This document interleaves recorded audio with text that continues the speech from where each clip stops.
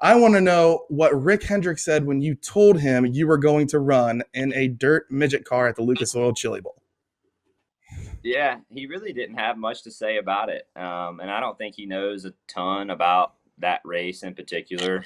But really nothing negative. I mean, I've obviously been up front and he knows about all the things that I want to go do. And, this being one of them. And I think he knew too when Kyle was coming along that this was happening. I assume that that was the approach or that was kind of expected at the beginning. So, I really wanted to do that anyway, and I've had a lot of interest in it. So I've talked about it, and two, I think Jeff, as his role has increased at HMS over the years, I think he really understands the importance of racing more and how that can help you on track on Sundays, and I think he really understands that, and Mr. Hendrick seems to be good with it, so I can't complain.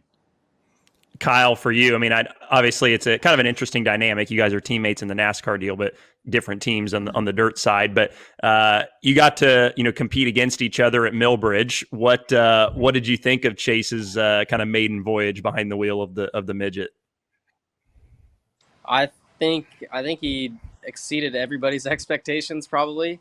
I thought he did really well, extremely smooth, and then you could tell each lap, he was getting more and more comfortable, and it was just cool to see. Cool to see somebody take on a challenge that's way different than I'm sure anything he's ever driven before, and to go to the biggest event too, with 300 entries, and try his hand at getting to the A main, and hopefully battling for a golden driller. So I just I've always had a lot of respect for Chase. I've always believed that he's extremely good, and um, for him to, like I said, do something that's challenging and different, is just awesome. And I hope all the fans, I know all of us competitors appreciate it, but I hope all the fans can really appreciate it, no matter how his week goes at Tulsa.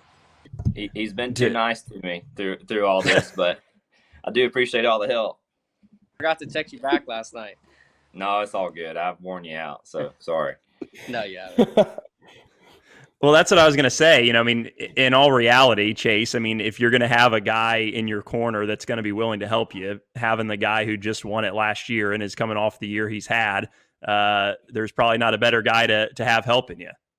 Yeah, I completely agree. And appreciate the help. And, yes, I feel like there's a lot of people that, you can lean on or want to. I think the smaller you keep that circle, the better, because everybody has a different approach. So I've tried to keep that pretty small, honestly, between Kyle and Briscoe. That's really been the only two people I've talked too much about it. And as long as they're willing to talk about it, that's probably going to be about it for me. I just think you get 45 different opinions and you get 45 different ways of looking at something, and that's going to do nothing but just hurt me more.